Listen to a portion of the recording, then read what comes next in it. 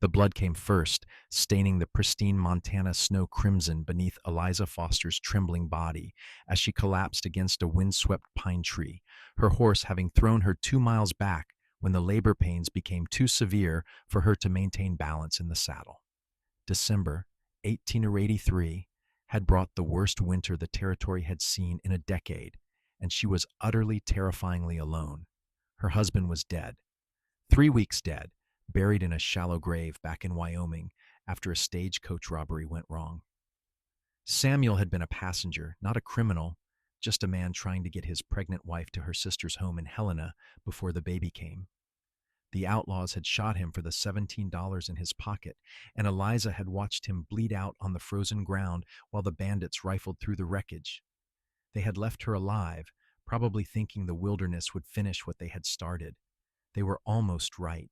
She had taken Samuel's horse and what little money they had sewn into the lining of her coat, determined to reach Helena, to reach safety, to give their child a chance at life. But the mountain pass had other plans. The storm had descended like a living thing, vicious and unrelenting, and now her body had decided that this moment, this impossible moment in the middle of nowhere with snow falling thick enough to obscure the trees 20 feet away, was the right time to bring new life into the world. "No!" she gasped, her voice lost in the howling wind. "Not yet. Please, not yet." But babies came when they wanted to come, and this one had decided that today was the day.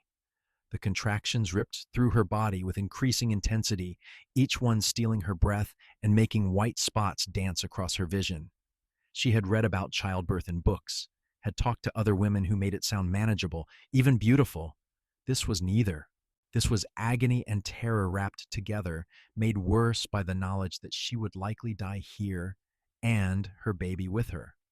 The cold was seeping through her layers of clothing, numbing her fingers and toes.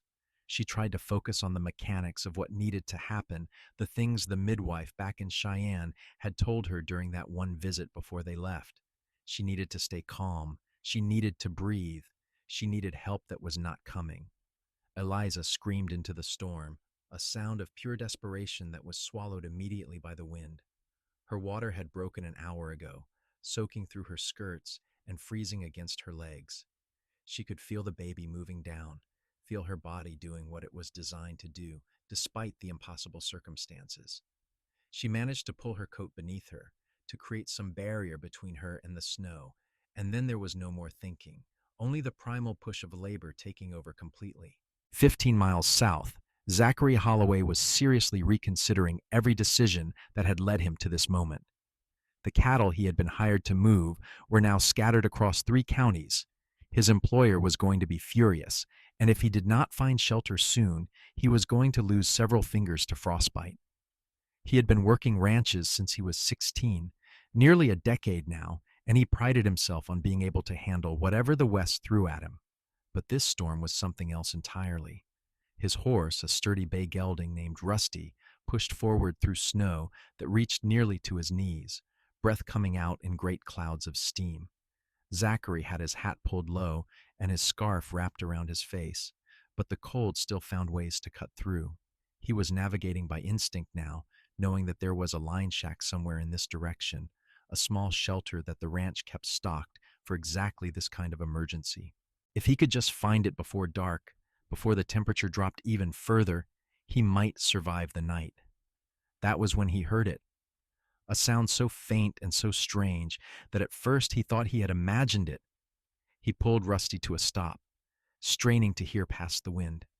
There it was again, something that might have been human, might have been an animal, but definitely indicated life somewhere close by.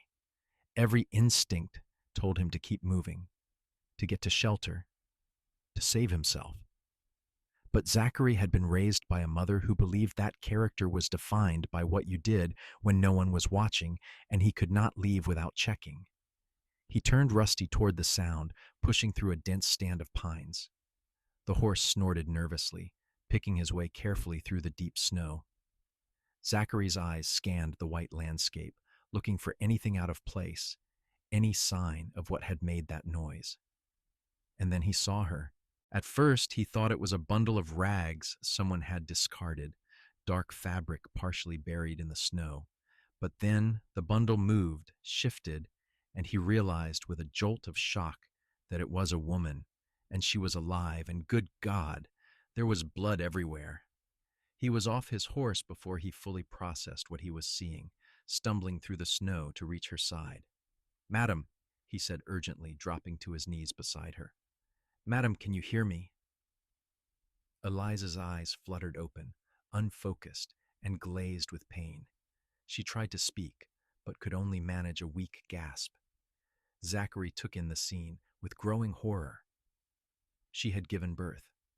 Somehow, impossibly, she had given birth alone in the snow, and wrapped against her chest, barely visible beneath her coat, was a tiny infant, silent and terrifyingly still.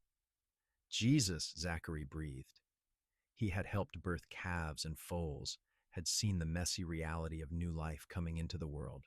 But this was different. This was a woman and a baby, both of whom looked like they were dying right in front of him. He stripped off his gloves and reached for the infant, carefully pulling back the fabric that covered its face. The baby was blue-tinged and not breathing. Training took over, the kind of knowledge that came from growing up on ranches, where animals needed help being born and sometimes needed help starting to breathe. He cleared the infant's mouth and nose with his finger, then rubbed the tiny chest vigorously, trying to stimulate a response. "Come on," he muttered. "Come on, little one. Breathe." The baby remained limp and silent. Zachary felt panic rising in his throat but pushed it down.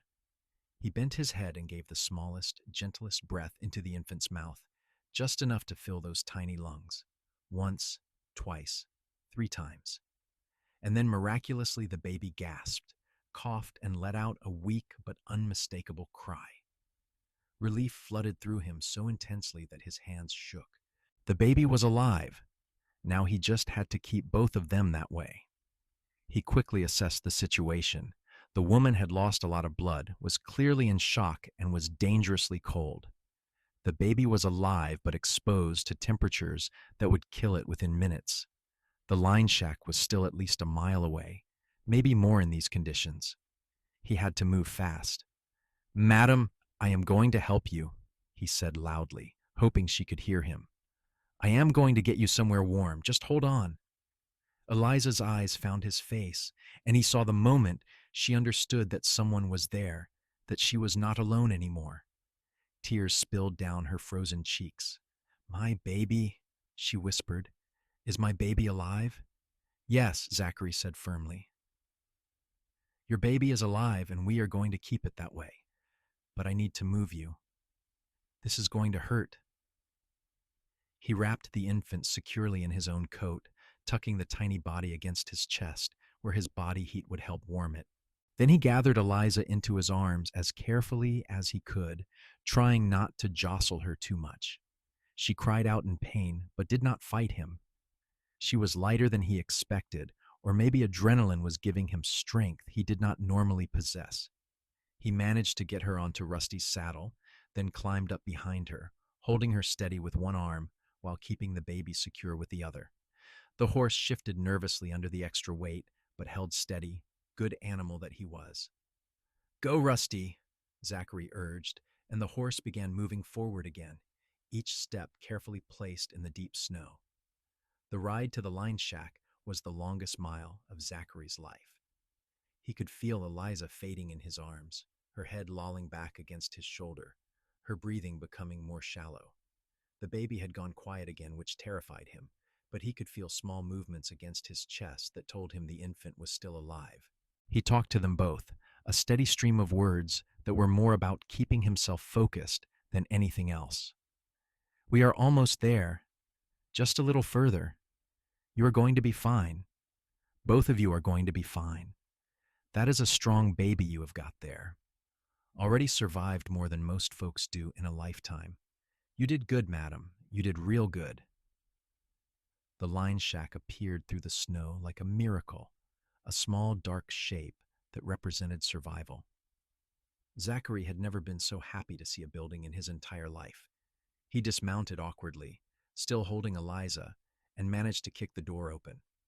The interior was freezing, but at least blocked the wind, He laid Eliza on the single narrow bunk, then quickly moved to start a fire in the small stove. His hands fumbled with the matches, fingers nearly numb with cold, but finally the kindling caught and flames began to lick upward. Only then did he allow himself to check on the baby again. He carefully unwrapped his coat and looked down at the tiny face. The infant's color was better, pinker, and as he watched, the baby's eyes opened, revealing dark blue irises that seemed to look right at him. The baby was so small, so impossibly fragile, and yet had somehow survived being born in a blizzard. Zachary felt something shift in his chest, a fierce protective instinct that took him completely by surprise. "Hey there," he said softly. "You are quite the fighter, are you not?" The baby made a small sound, not quite a cry, but not quite comfortable either. Zachary looked around the cabin desperately, trying to figure out what to do next. He needed to clean the baby, needed to make sure Eliza was not still bleeding, needed to get them both warm and dry. He had delivered animals, but never a human, and he had certainly never been solely responsible for keeping a newborn alive. He heated water on the stove, using the supply that was kept in the shack for exactly this kind of emergency. While it warmed, he turned his attention back to Eliza. She was unconscious now, her face pale and her lips tinged blue.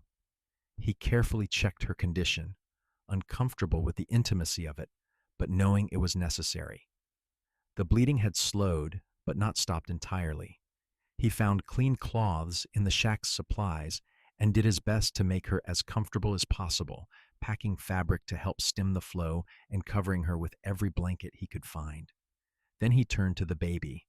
Using the warm water and pieces of cloth, he carefully cleaned the infant, marveling at the tiny fingers and toes, the delicate features.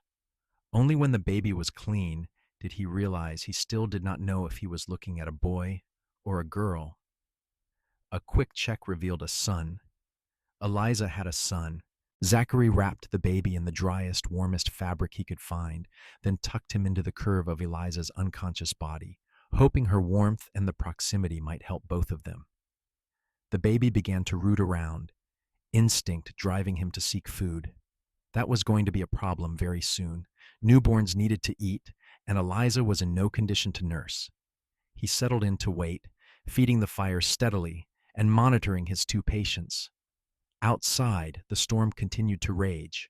Inside, 3 people who had been strangers hours ago now had their fates irrevocably tied together. It was near dawn when Eliza finally opened her eyes. The first thing she registered was warmth, blessed warmth that seemed impossible after the cold that had been trying to kill her. The second thing was the weight against her side, small and warm and moving.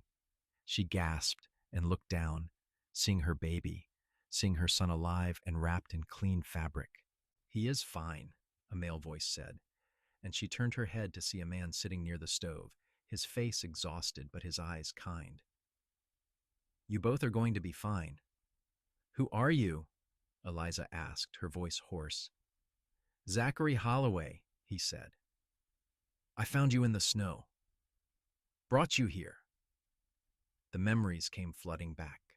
The pain, the terror, the absolute certainty that she was going to die. And then this man, this stranger, appearing like an answer to a prayer she had not even had breath left to make. "You saved us," she whispered. "I just got you somewhere warm," Zachary said, uncomfortable with the weight of gratitude in her eyes. "You are the one who did the impossible, bringing a baby into the world like that, alone. That took more courage than I can imagine." Eliza felt tears burning in her eyes again. "My husband is dead," she said, the words still unreal even 3 weeks later. "Samuel, he was shot during a robbery. I was trying to get to my sister in Helena, but the storm came, and then the baby came, and I thought we were going to die. I was certain of it." "I am sorry about your husband," Zachary said quietly. "That is a terrible thing. But you did not die. Your son did not die. And once this storm passes, I will get you to Helena, to your sister." Eliza looked down at her baby, at the miracle of him breathing and moving and alive. I do not even know if he is healthy, she said. He has not made much sound. Should he not be crying more? He cried when I got him breathing, Zachary assured her, and he has been moving around trying to eat. I think he is just worn out, same as you, but you should try to feed him if you can. He is going to be hungry.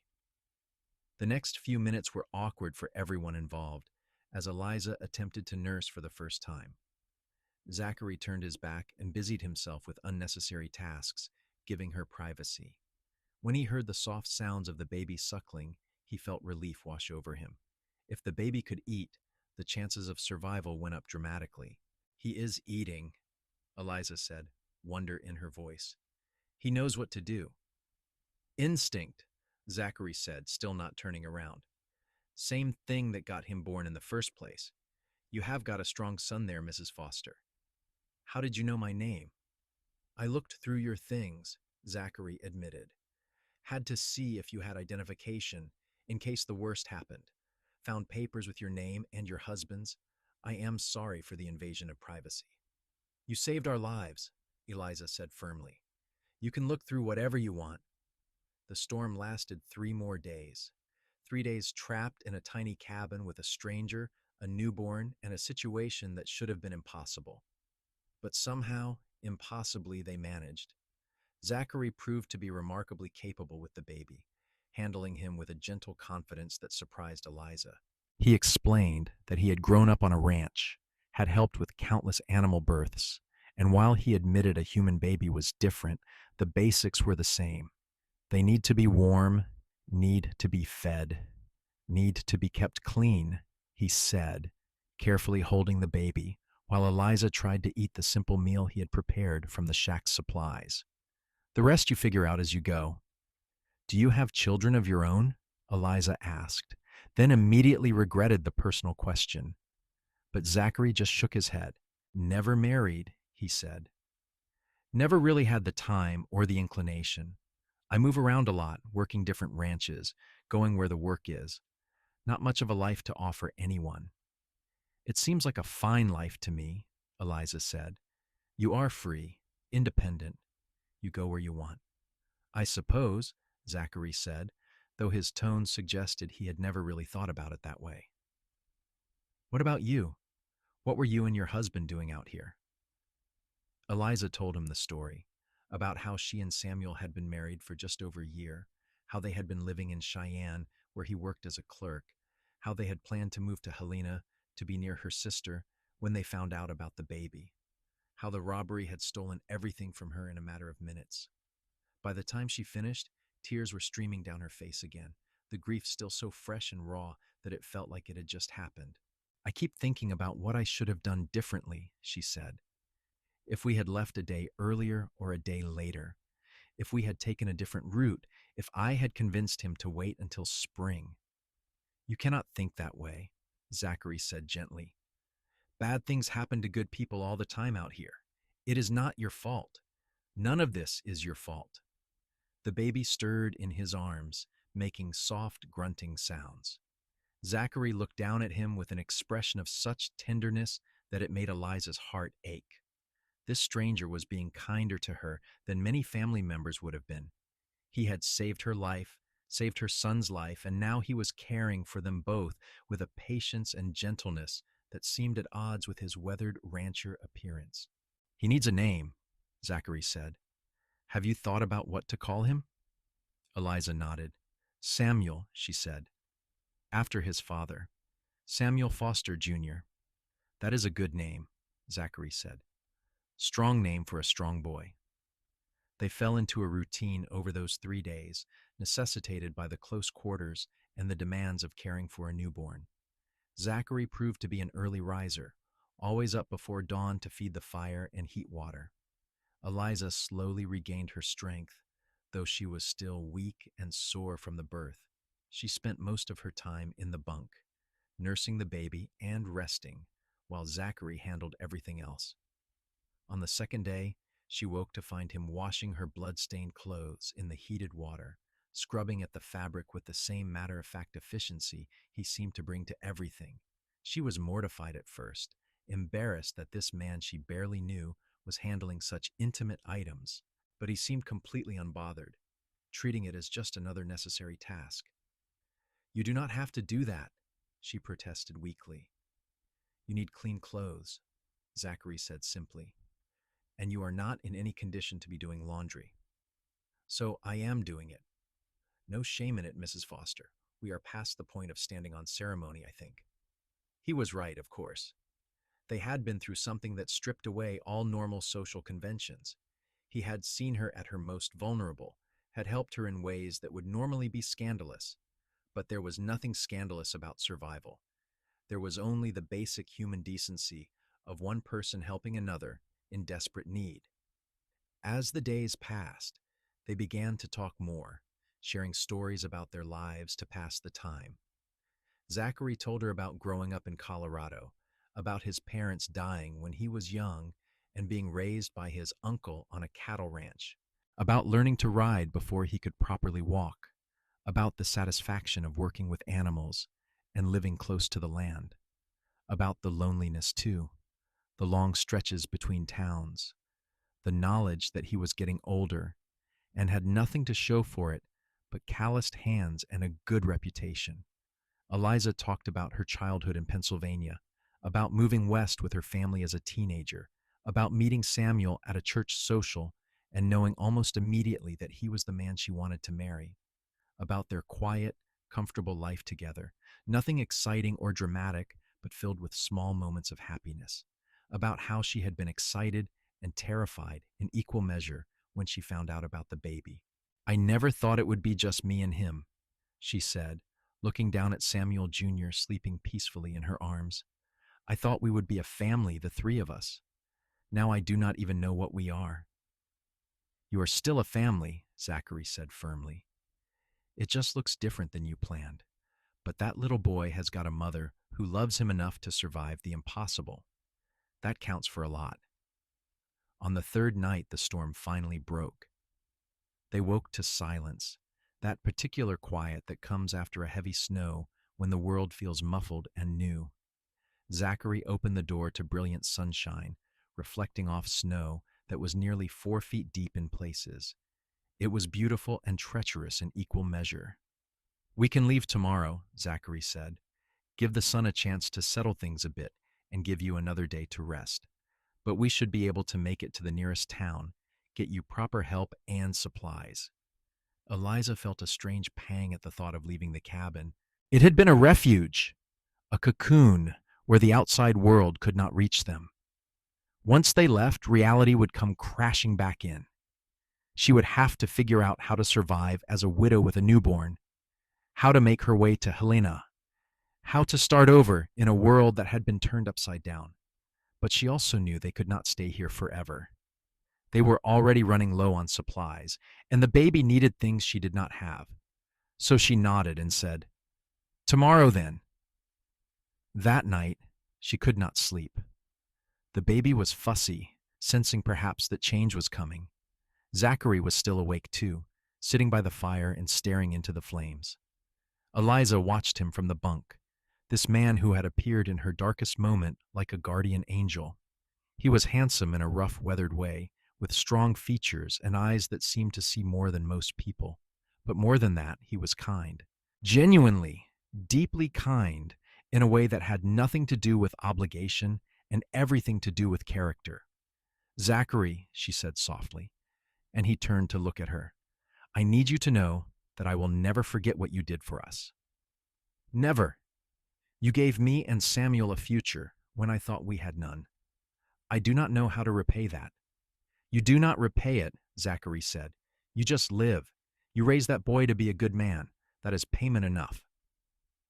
But as he said it, he felt something twist in his chest. Tomorrow they would leave, and he would take her to the nearest town, probably Missoula if they could make it that far. She would continue on to Helena, to her sister, and whatever life she could build there. And he would go back to his wandering existence, working ranches and moving from place to place. It should have been simple. It should have been just another story to tell over campfires. But something had changed during these 3 days in the cabin. something he was not quite ready to examine too closely.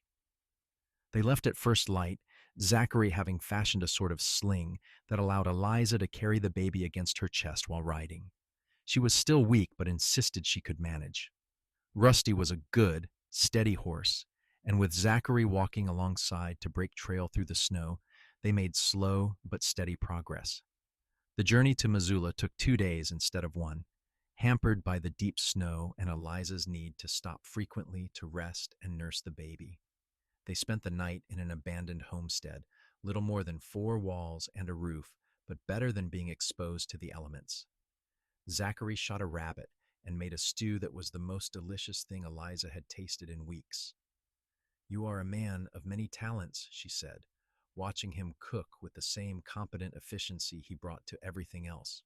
"Just a man who has spent a lot of time on his own," Zachary replied. "You learn to do things for yourself or you do not survive." "Will you stay in Missoula?" Eliza asked, trying to keep her voice casual. "After you deliver us, I mean." Zachary paused, ladle halfway to his mouth. "I do not know," he said honestly. "I suppose I should try to track down those cattle, see what can be salvaged of the job. My employer is probably ready to skin me alive." "You were saving lives," Eliza said indignantly. "Surely he cannot fault you for that." "Cattle are worth money," Zachary said with a shrug. "Lives are worth more, but money pays the bills. That is the reality of it." They reached Missoula late the next afternoon, the town appearing like civilization after their days in the wilderness. Zachary took them straight to the doctor's house, a neat white building on the main street. The doctor, a middle-aged man named Thornton, examined both Eliza and the baby with thorough professionalism. "You are incredibly lucky," he said finally. "Both of you. The baby appears healthy despite the circumstances of his birth, and you, Mrs. Foster, are healing well, though you need rest and good food. I would recommend staying in town for at least a week before attempting to travel further." "I do not have money for a hotel," Eliza said quietly, shame coloring her cheeks. "The robbery took everything we had except what was sewn into my coat, and that is not much." "There is a boarding house that takes in women in difficult circumstances," Dr. Thornton said kindly, "run by a widow named Mrs. Patterson. I can send word that you are coming. She will not turn you away, especially not with a newborn." "I will pay for her room," Zachary said suddenly, "and any supplies she needs for the baby." "Consider it done." "Zachary, no," Eliza protested. "You have already done too much. I cannot take your money." "You are not taking it," Zachary said firmly. "I am giving it. There is a difference. And before you argue, consider that I have been saving my wages for years with nothing to spend them on. Let me do this, please." The please undid her. Eliza nodded, tears spilling over again. She had cried more in the past week than in the entire previous year, it seemed. Everything was too close to the surface, too raw. Dr. Thornton left to make the arrangements, and Eliza and Zachary were left alone in the examination room. The baby was asleep in her arms, full and content. She looked at Zachary, this man who had become so important in such a short time, and felt her heart constrict. "Will you come visit?" she asked. "At the boarding house? I would like Samuel to know who saved him. When he is older, I want to tell him about you." "I would like that," Zachary said, though even as he said it, he knew it was dangerous. He was already far too invested in this woman and her child. The smart thing would be to walk away now, to let them build their new life while he went back to his old one. But he could not seem to make himself do it. Mrs. Patterson's boarding house was exactly what Eliza needed. The widow was a kind, no-nonsense woman in her 50s who took one look at Eliza and the baby and immediately went into caretaking mode. She settled them in a small but clean room, brought up food and fresh linens, and told Eliza to rest as much as she needed. "You have been through an ordeal," Mrs. Patterson said. "Your body needs time to heal, and that little one needs his mother strong. So you eat what I bring you, you sleep when he sleeps, and you do not worry about anything else. Understood?" "Yes, madam." Eliza said, feeling like a child being gently scolded. Zachary paid for 2 weeks in advance despite Eliza's protests, and also left money for supplies. I will be around town for a few days at least, he said. Need to deal with my employer. See about finding those cattle. I will come check on you both. He was as good as his word. He came by the next day and the day after that, and soon it became a routine. He would arrive in the late afternoon, after his work was done, and sit with Eliza and the baby. Sometimes they talked about everything.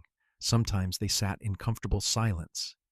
He brought gifts, small things like a rattle he had carved from wood, and a soft blanket he had traded for at the general store. Mrs. Patterson watched these visits with knowing eyes, but said nothing.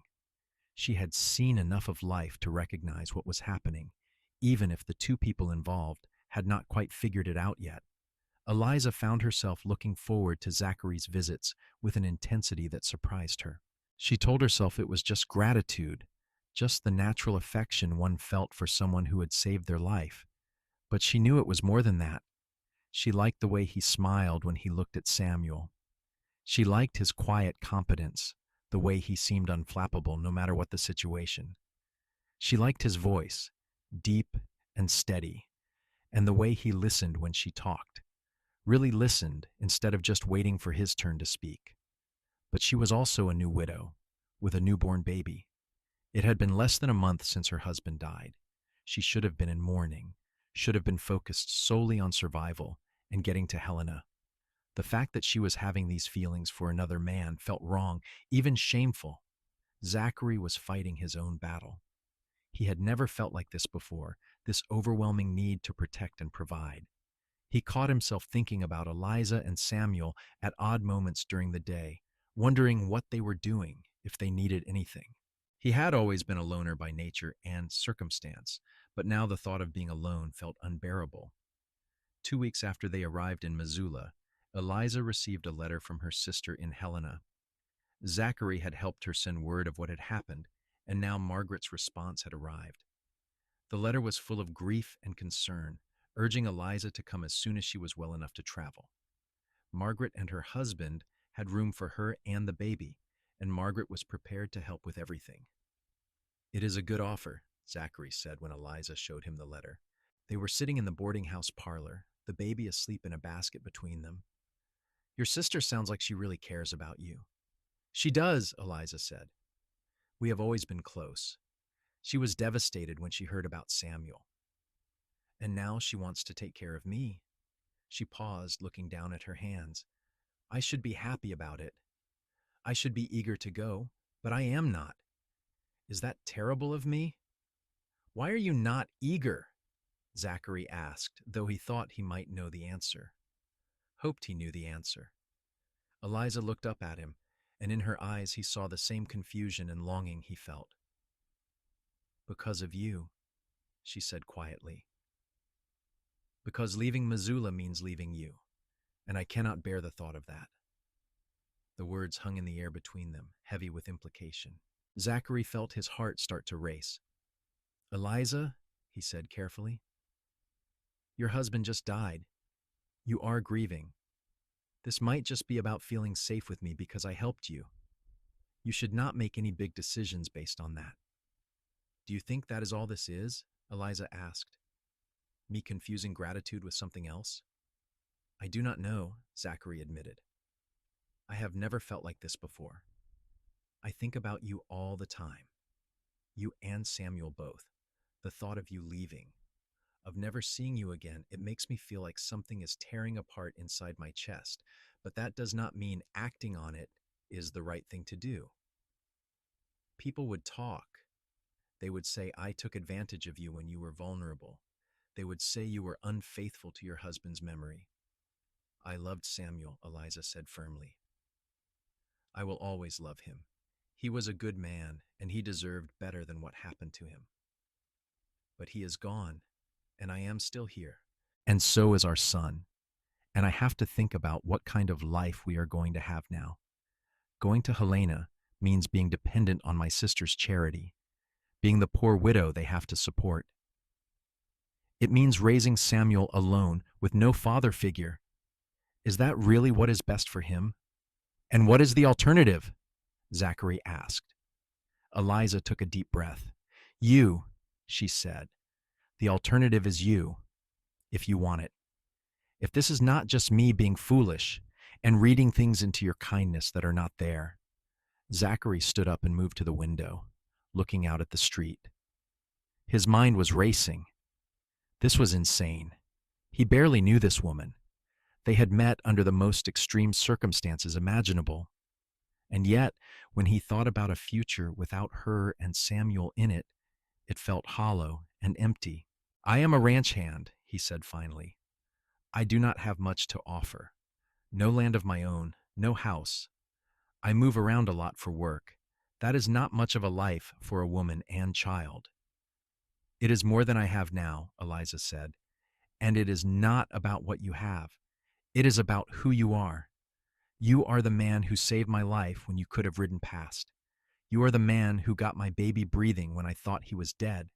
You are kind and decent and good, and those things matter more than money or property. Zachary turned to face her. People will talk, he warned again. They will say ugly things. I will not have you subjected to that. Let them talk, Eliza said. I survived giving birth in a blizzard. I think I can survive gossip. A smile tugged at Zachary's lips, despite the seriousness of the conversation. You are something else, Eliza Foster. Is that a yes? She asked, hope and fear warring in her expression. Zachary crossed the room and knelt beside her chair. He took her hand, marveling at how small it felt in his own calloused palm. Yes, he said, if you will have me, if you think you could build a life with a wandering cowboy who does not have much to his name except a good horse and a strong back. I think I could manage that, Eliza said, and then she was crying again. But these were different tears, happy tears, relief tears, tears that came from the knowledge that maybe, just maybe, things were going to be all right after all. They were married a month later in a simple ceremony at the Missoula church. Mrs. Patterson stood as witness along with Dr. Thornton and his wife. Eliza wore a simple blue dress that Mrs. Patterson had helped her make, and she held Samuel in her arms throughout the ceremony. The baby cooed at all the right moments, making everyone laugh and breaking the solemnity in the best possible way. Zachary had spent the month getting his affairs in order. He had tracked down most of the scattered cattle and delivered them to his employer, who was more understanding about the circumstances than Zachary had expected. He had also found new work at a ranch just outside of Missoula, a more permanent position that came with a small cabin on the property. It was not much, just 2 rooms and a loft, but it was theirs. The first night in their new home, Eliza stood in the middle of the main room and looked around with tears in her eyes.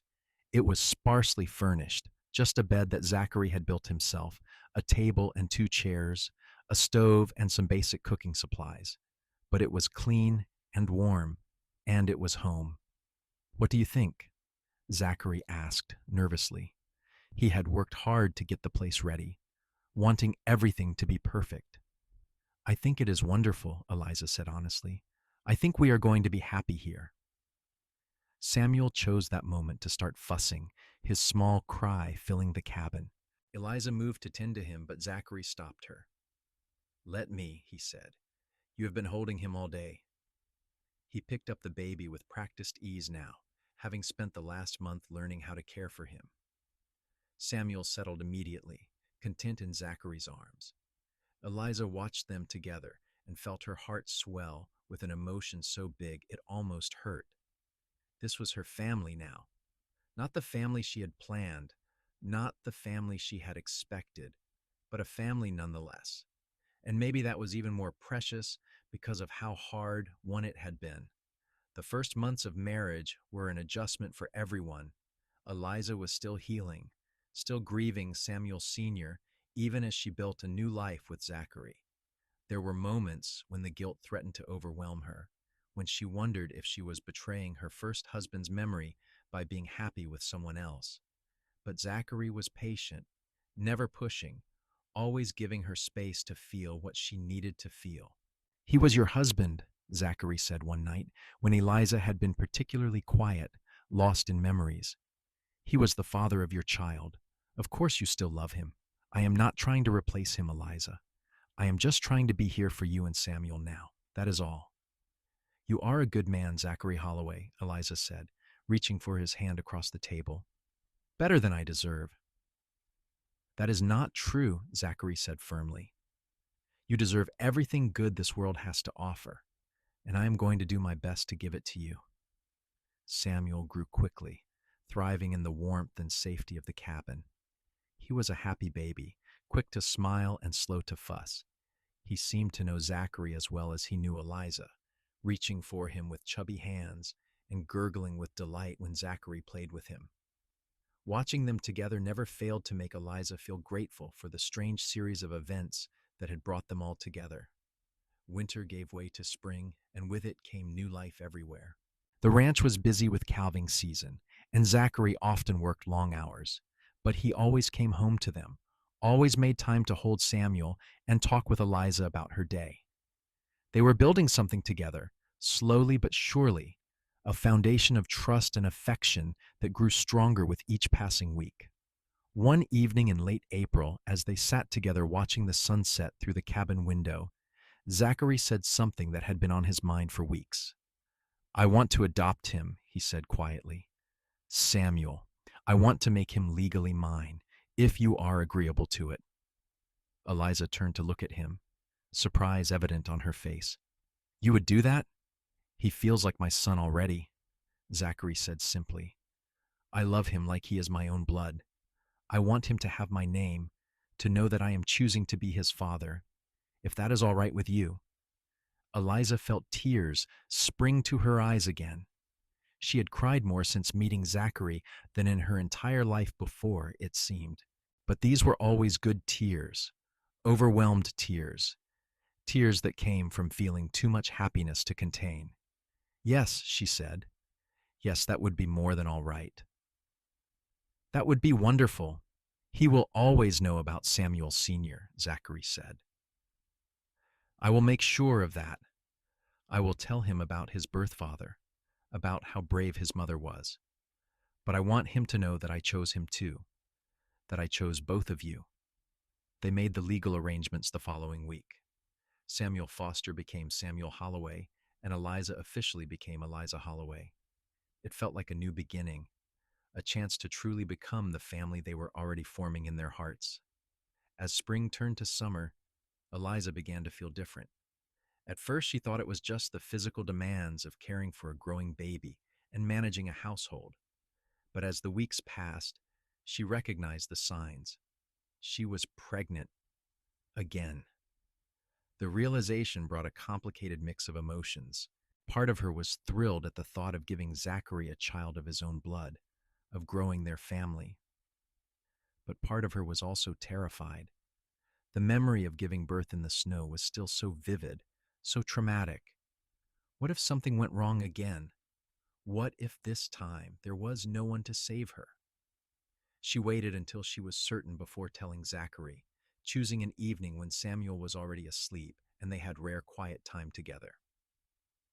I need to tell you something, she said, her hands twisting nervously in her lap. Zachary looked up from the piece of leather he was working on, immediately alert to the seriousness in her tone. What is it? Is something wrong? No, nothing is wrong, Eliza said quickly. At least I do not think anything is wrong. I am pregnant, Zachary. We are going to have a baby. For a moment, Zachary just stared at her, his expression unreadable. Then a slow smile spread across his face, transforming his features. A baby, he repeated. Wait now. We are going to have a baby. You are happy? Eliza asked, relief flooding through her. Happy? Zachary set aside his work and moved to kneel in front of her, taking her hands in his. Eliza, I am more than happy. I am thrilled. Terrified, but thrilled. We are going to have a baby. I am scared, Eliza admitted. After what happened with Samuel, I am so scared. I know, Zachary said, his thumbs rubbing soothing circles on the backs of her hands. But this time will be different. This time you will have Dr. Thornton nearby. This time you will be in a warm, safe place with people to help you. This time you will not be alone. His words helped ease some of the fear, though it did not disappear entirely. But as the months passed and her belly grew, Eliza found herself getting excited despite the lingering anxiety. Zachary was attentive and caring, taking over more of the household duties as she became more ungainly. He talked to her stomach, telling the baby stories and making promises about what life would be like when they arrived. Samuel, now nearly a year old, seemed fascinated by his mother's changing shape. He would pat her belly with his small hands and babble nonsense that they pretended was him talking to his future sibling. He was walking now, toddling around the cabin with determined if unsteady steps and growing more into his own personality every day. He had Zachary's even temperament and Eliza's curiosity about the world. The baby came on a cold February night, almost exactly a year after Samuel's dramatic entrance into the world. But this time, everything was different. This time, Eliza was in bed in their cabin with Dr. Thornton and Mrs. Patterson in attendance.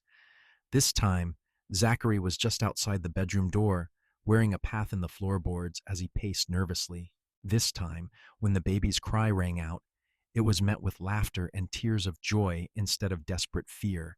"It is a girl," Mrs. Patterson announced, opening the door with a huge smile.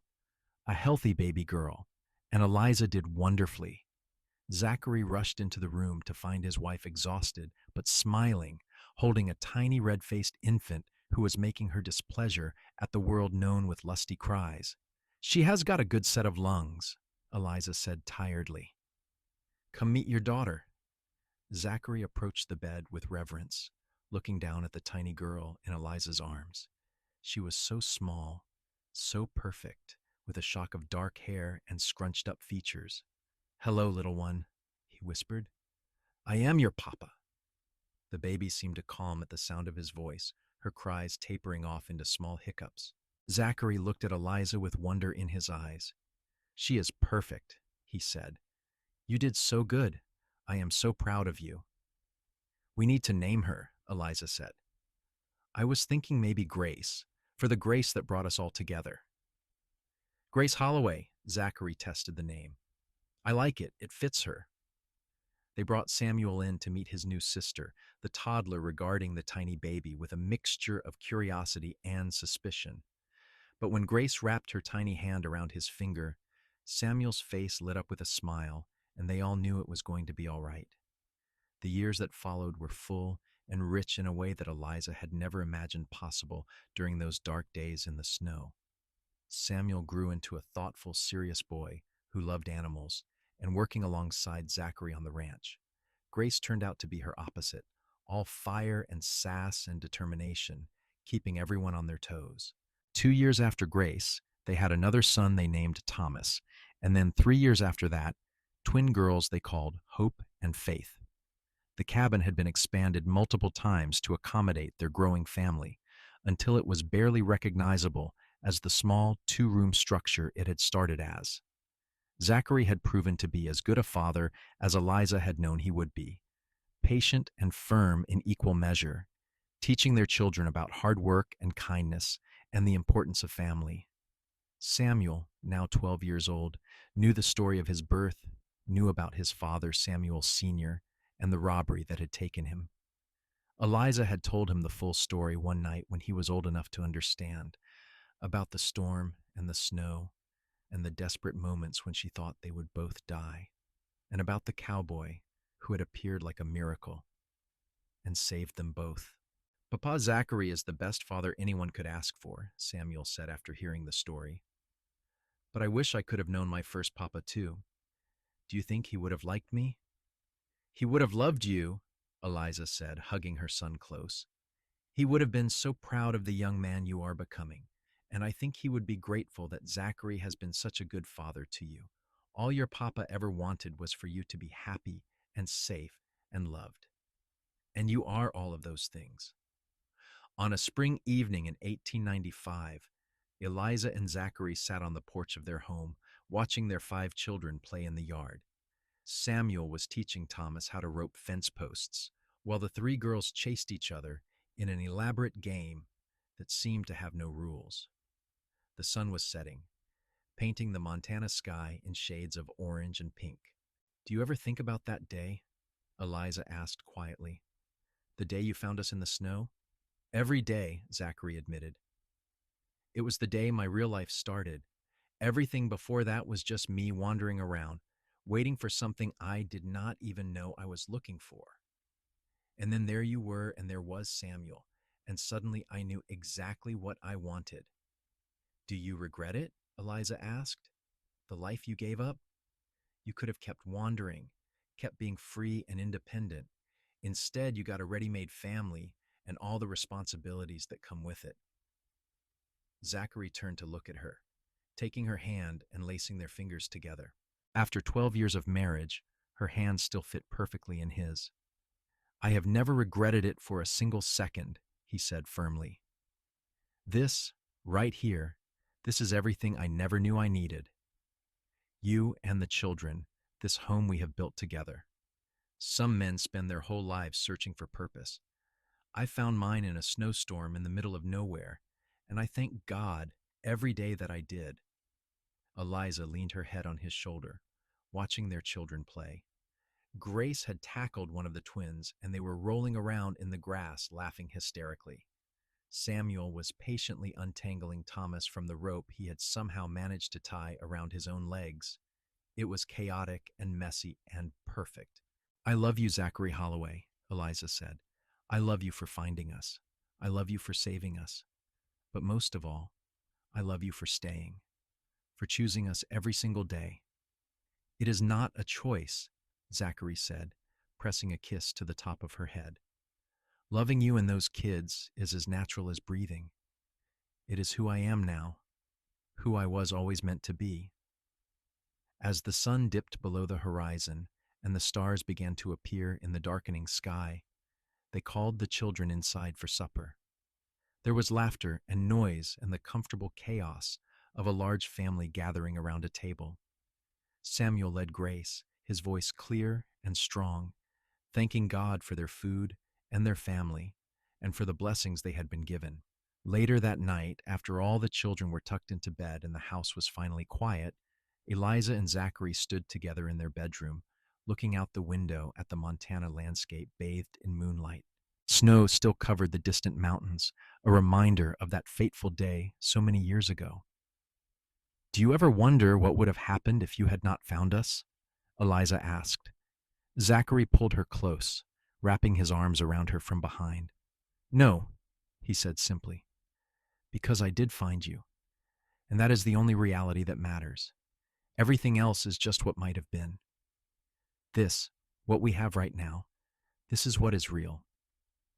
Eliza closed her eyes and leaned back against him, feeling the solid warmth of his body, the steady beat of his heart against her back.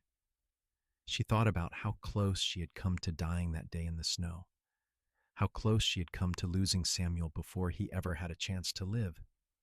She thought about all the impossible coincidences that had led Zachary to that exact spot at that exact moment, about how easily he could have ridden past and never known they were there. But he had not ridden past. He had stopped. He had searched. He had saved them, and in doing so he had saved himself too, had given his wandering life the anchor and purpose it had been missing.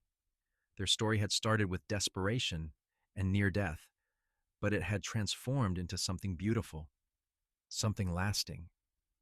The years continued to roll by, bringing the normal joys and sorrows that come with life. They celebrated births and mourned deaths, saw their children grow and start families of their own. Samuel became a veterinarian, his gentle way with animals, a gift that served him well. Grace married a rancher and had 6 children of her own, giving Eliza and Zachary a small army of grandchildren. Thomas took over the ranch when Zachary grew too old for the heavy labor, running it with the same steady competence his father had shown. The twins married brothers and lived close by, their families intertwining until it was sometimes hard to tell which children belonged to which household. Through it all, Eliza and Zachary remained partners in the truest sense of the word. They weathered financial hardships and harsh winters, celebrated good years, and supported each other through bad ones. Their love, which had begun in such extreme circumstances, deepened and matured into something that was both rock solid and tenderly gentle. On their 25th wedding anniversary, their children threw them a party that seemed to include half the county. There were grandchildren running everywhere, food enough to feed an army, and music and dancing that lasted well into the night. Samuel, now a man of 26 with a wife and two children of his own, stood up to make a toast. "To my parents," he said, his voice carrying across the suddenly quiet crowd. "To the woman who gave me life in the most literal and dramatic way possible, and to the man who saved that life and then chose to become my father. You two have shown me what real love looks like. Not the easy, simple kind that exists when everything is perfect, but the hard won, choose each other everyday kind that survives storms and struggles and still comes out stronger on the other side. Thank you for giving all of us this family.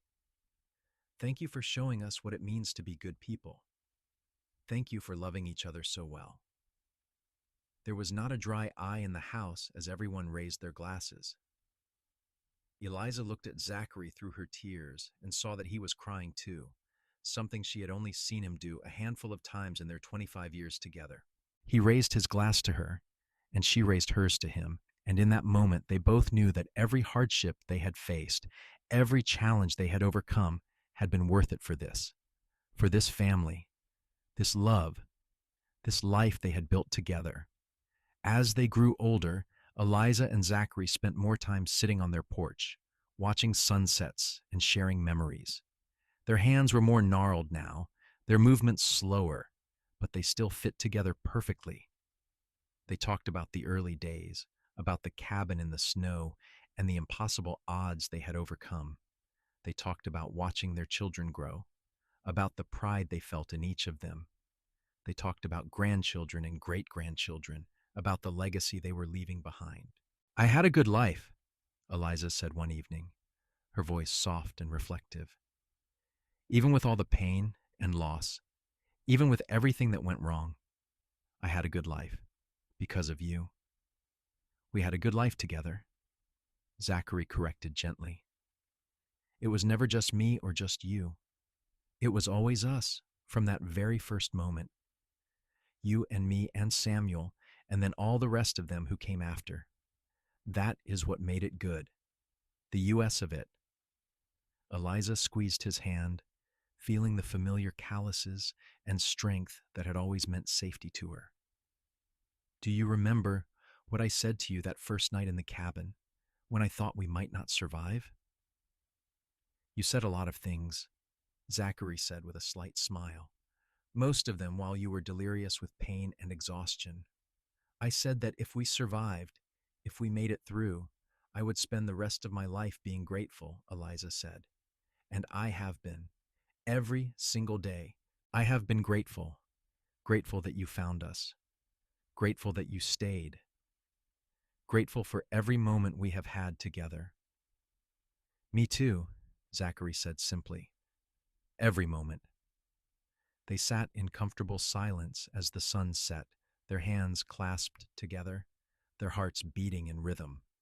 Around them, the ranch they had built together continued its evening routine. Cattle lowed in the distance, a dog barked. Someone's grandchildren laughed as they played in the yard.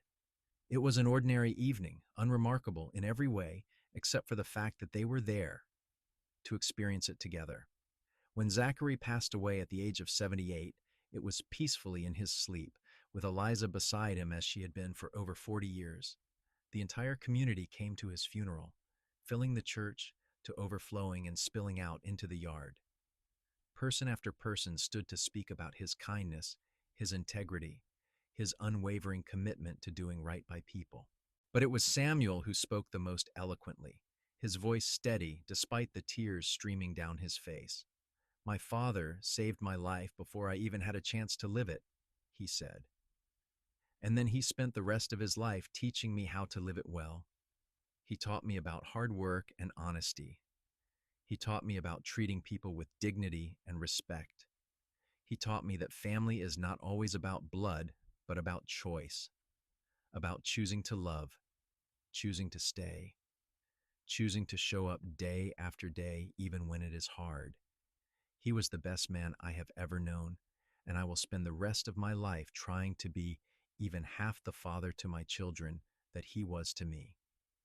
Eliza held it together through the funeral and the burial, accepting condolences from what felt like hundreds of people.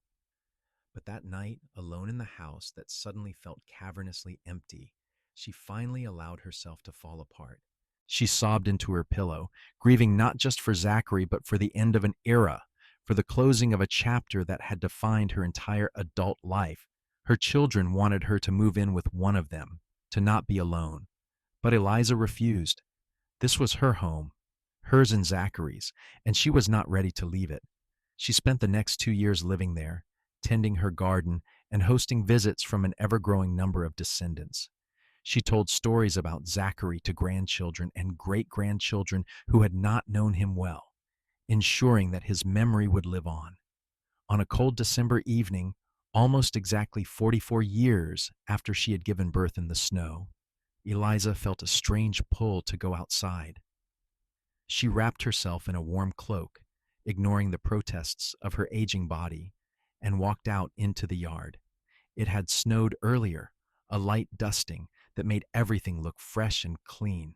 She stood there in the darkness, looking up at the stars, and felt a deep sense of peace settle over her. "I am ready," she whispered to the night sky, to Zachary's memory, to whatever came next. "I am ready to come home to you." She was found the next morning by Grace, who had come to check on her mother. Eliza had passed away peacefully in her sleep, a slight smile on her face. In her hand, she clutched the wooden rattle that Zachary had carved for Samuel all those years ago, the first gift he had ever given them. It had been sitting on her nightstand for as long as any of the children could remember, a tangible reminder of where their family had begun. They buried Eliza next to Zachary, on a hill overlooking the ranch with a view of the mountains in the distance. The entire extended family came, a crowd so large that it was hard to believe they all came from just two people who had met under the most impossible circumstances. Samuel, now in his 60s, stood at the graveside and told the story one more time about the blizzard and the birth and the cowboy who had saved them both. "My mother used to say that our family was born from a miracle," Samuel said, his voice carrying across the assembled crowd.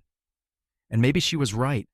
The odds of my father finding us that day, of any of us surviving, were so small as to be almost non-existent. But he did find us. We did survive. And from that impossible moment, all of this grew.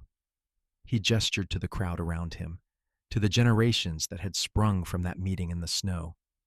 This is their legacy, not just the ranch or the land, but all of us. The love they had for each other, the family they built. It goes on in every single one of us, and it will continue long after we are gone, too. As the sun set over the Montana mountains, painting the snow in shades of orange and pink, the family gathered together. Great-grandchildren played in the snow while their parents and grandparents shared stories about Eliza and Zachary. They talked about the early days, about the struggles and the triumphs. They talked about how their love had been the foundation for everything else, how it had created something that would outlast them both.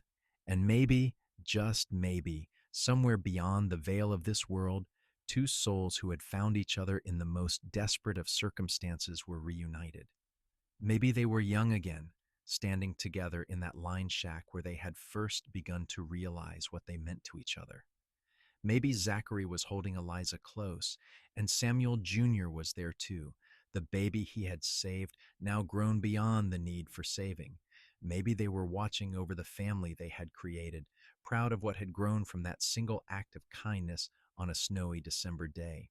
The snow continued to fall gently on the Montana ranch, covering the graves of Eliza and Zachary Holloway in a blanket of white. But inside the expanded house, Now home to Thomas and his family, who were carrying on the tradition, there was warmth and light and laughter. There were children being tucked into bed and stories being told.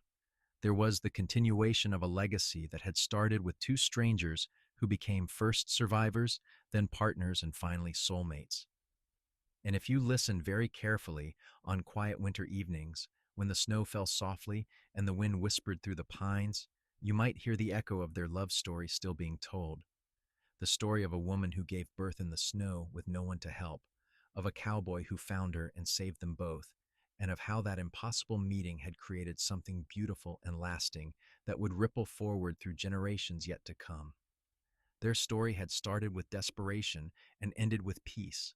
It had been messy and complicated and painful at times, but it had also been filled with more love than either of them had imagined possible.